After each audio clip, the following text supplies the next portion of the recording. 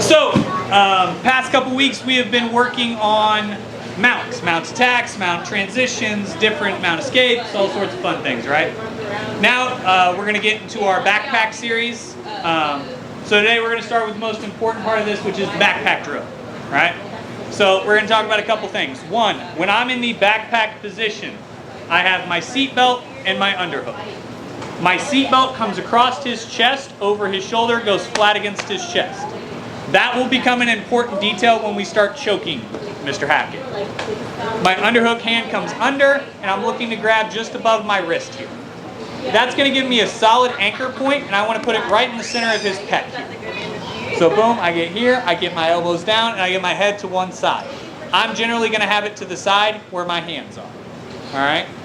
So when we get here, obviously, James doesn't like what's happening, right? This isn't a great position for him, so he's going to do a couple things very initially. He's going to connect his hands to my hands, he's going to fall away from my top arm, and he's going to walk his hips out. As soon as he walks his hips over my knee, I'm going to start losing this backpack position. So all we're going to do, slide our feet back, walk him up, retake the back. Then James is going to fall to the top arm side. He's going to walk his feet over this way. Once again, I'm going to walk my feet back, come up to my knees, walk him up, resit, take his back. This is the backpack drill. This is doing two key things when we're working on the back. One, back retention for me. So realizing that just because he escapes his hips a little bit, we don't have to panic and abandon the position. But for him, it's also practicing quality back escapes. It's a great drill, and we're going to use it a lot for the coming weeks, so I want to make sure we get this right. So once again, I'm here with Mr. Hackett. Boom, I get top hand flat on the chest, underhook hand comes above the wrist. We get here. Hackett falls to one side, walks his hips over my knees, because that's the correct way to escape this. I walk my feet back, come up to my knees, maintaining my grip this entire time. I then sit one leg in, fall towards that leg, other hook in. James escapes his hips over my feet. I walk my feet back, over, sit him into one leg, put the other in. Now, how many of you guys noticed that that can be a continuous drill? Right? Pretty simple. So that's what we're going to do. I want you to escape 2 times each side before you switch. Because I want to get this drill down solidly, so that way we can use it as a part of our drills for all the techniques we're going to work on today. Questions on this? Now is a good time for those questions, because I want to make sure we have this right. All right, one more time, just for sport. I'm here with James. I get my grips. Boom. James sits to one side, walks his hips out. I walk my feet out, come to my knees, sit him up, keeping my chest to the middle of his back. Step one foot in, pull him over that leg, put the other foot in. He once again walks his hips out. I walk my hips here, pull him over one leg, other hook in.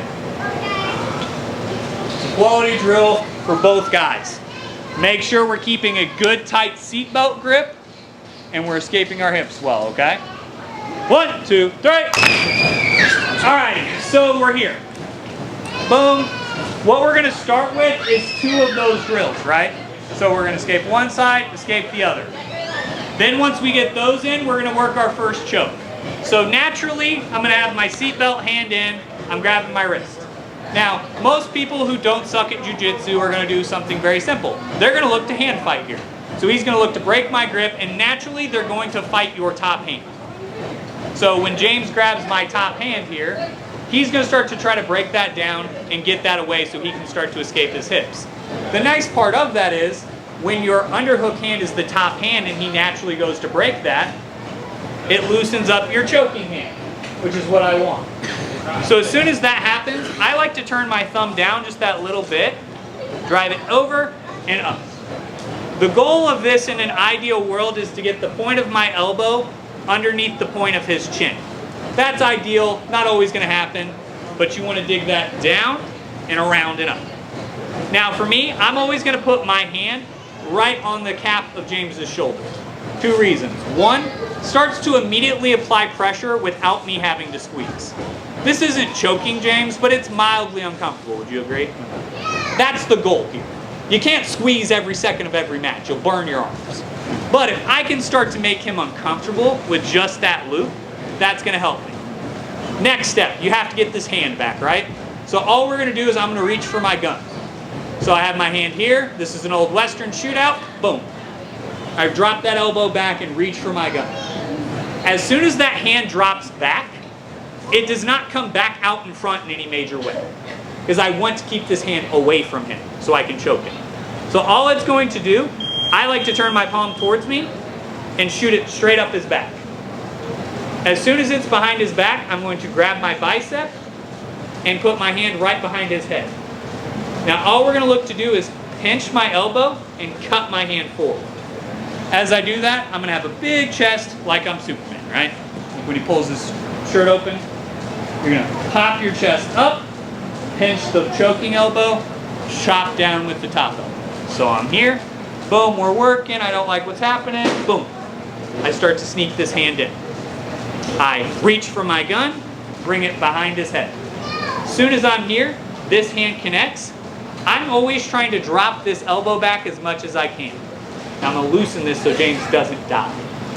But I'm always going to try to drop this elbow back behind the shoulder if I can. Not always going to happen, but a good emphasis point to help tighten that choke.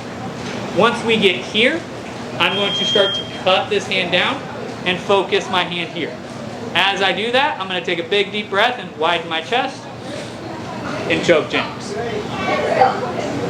Guys, realize the difference in between an okay choke and a great choke is details. It's not magic, I promise. Getting those details right will make sure your choke is better. So we're here. Boom, I'm working with James. We're hand fighting, I'm doing stuff. Boom. Instantly tap that shoulder. I reach for my gun, sneak my hand behind the head. As soon as it's here, I start to drop this elbow, squeeze, and finish the choke. Questions on this? Yes. So if we can't get that hand up there, would it be safer to use the hand push to get that tighter though? So when I'm here, boom, James breaks that grip, I sneak my hand in, right? 90% of the time you should be able to get a hand here. Now, if you can't get to here, we're going to go over another option as far as where to go next. But for the time being, go to here. And like I said, you're trying to drop that elbow back and pinch here. But like I said, most of the time when you're here, what's going to happen is you're going to escape this hand and he's going to go searching for this hand. So all you're looking to do is get some reconnection there so that you can re-support this hand. Because the second he loses this one, the magic trick's gone away. He knows what's happening, and so he's going to start looking for your choking hand. So that's why, remember when I said that the seatbelt hand being flat on the chest was going to be important when we started choking people? The reason that's important is because he's naturally going to try to break this grip, which means he's going to grab this hand. So when he breaks that grip, that's what frees my choking hand and allows me to reach for that gun. Boom. Here, like I said, drop that back and squeeze. Alrighty? Driller out. 1, 2, 3. When I'm here. So when I get here, a couple things. A lot of us were getting to this choke and we were trying to like arch our hips through this, and it's gonna allow him to slide out. So when I get here, I'm inflating my chest, but I'm keeping tight to him this entire time. I'm not trying to arch my back. I'm actually trying to come into him. That, and a lot of us were being really shallow with our top elbow. So a lot of you guys, I was seeing like, you were like, why can't I get my lock? Right, like I feel like I'm really reaching for it. Bury this hand. This hand should come, when you reach for this choke, this hand should come all the way around and cap the shoulder. That tells you, if you're capping over the shoulder, like I want my wrist all the way over the top of his shoulder to cap. If you can get your wrist there, you're deep enough. The elbow will figure itself out. But a lot of us were getting here and then having to come in front to grab our bicep. Bury that hand when you do this. So when I'm on this side, I need to bury it so that way my wrist is already behind his shoulder. All right? So we're gonna work on the next version of this, and I'm gonna be honest, this is the rear naked choke I hit 90% of the time. Very rarely do I go to like the old school, you know, more traditional rear naked choke grip. I go to this one, we always call it the Captain America grip, because this is what he tried to do to Ultron in that movie. Which is funny, because he tried to choke the robot. So we're here, I'm fighting hands with him, right? He breaks my grip. Same setup, boom, I dig my hand, I get it over the cap of the shoulder. Now once we get here, I'm gonna reach for my gun, but instead of bringing my hand way up, all I'm gonna do is sneak it palm to palm, right behind his shoulder blades. As soon as that connects, all I'm gonna look to do is drive my thumb into myself and drive my elbow behind him. That's gonna allow me to force him up, in, and I'm trying to whisper something weird just into his ears. You smell different when you're awake. You know, something weird. Just something fun, make him think about life, right? So I get here, here, and I'm going to squeeze. This is the choke I use MMA, jiu-jitsu, gi, no gi, I don't care. This is my preferred choke. Especially for those of you who have any aspirations in MMA, the gloves make this, a normal rear naked choke, very hard, but makes this one a lot easier.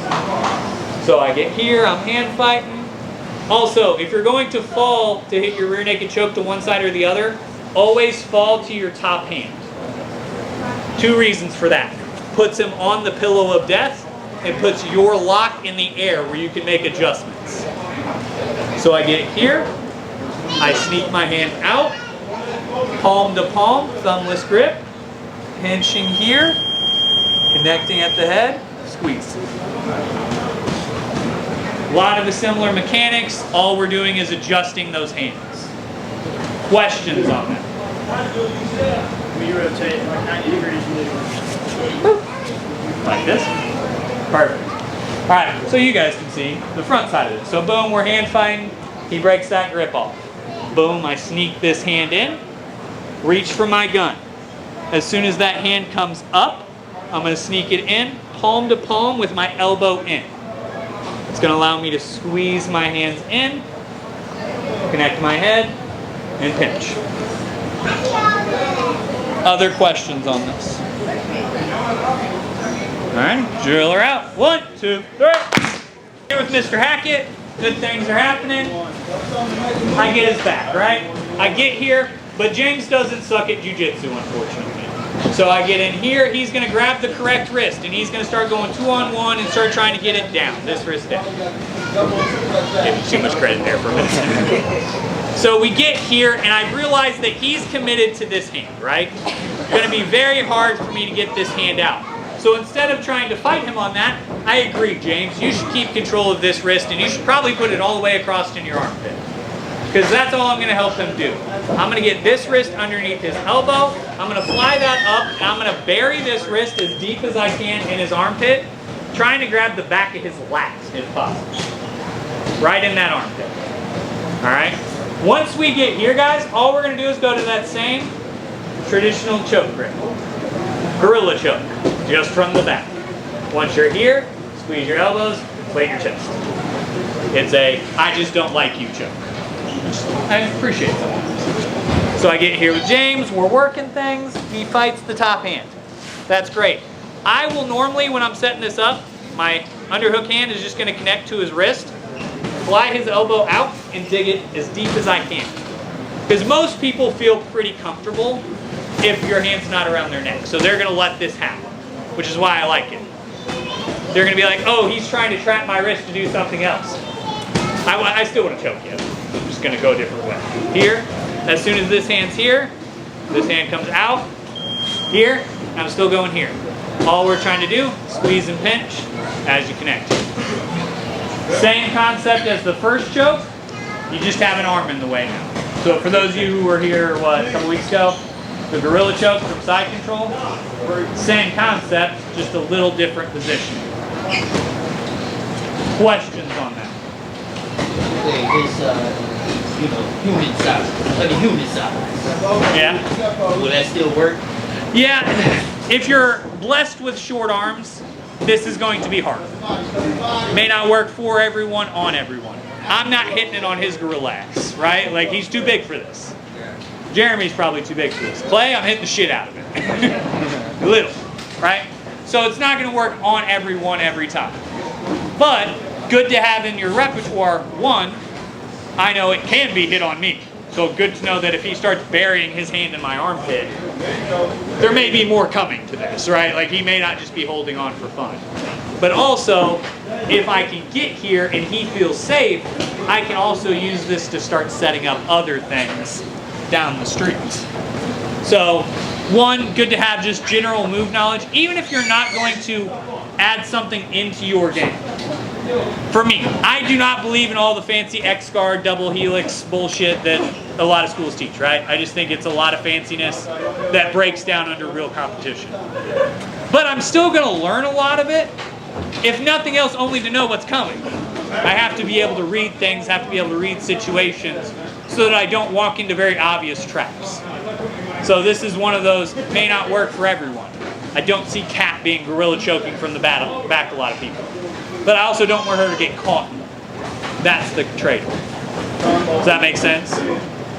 Other questions on the choke or the concept? Yep. So we're here. Same concept as that first one. So we get here, he starts hand fighting, and I just can't get this hand where I want it to be, right? A lot of people are going to start defending this very well. The hand that is over the top of the shoulder, I'm just going to look to bury that thing as deep as I can in the armpit. I like to fly this elbow out to help me get it there, right? So boom, it'll grab here. Sneak this hand out, grab your bicep, here. Here, all you're trying to do, squeeze and pinch. It's a nice one, especially if you get to the back and they're real defensive and they're not giving you a lot of options. This is a good one to threaten with. All right? Drill her out. 1, 2, 3.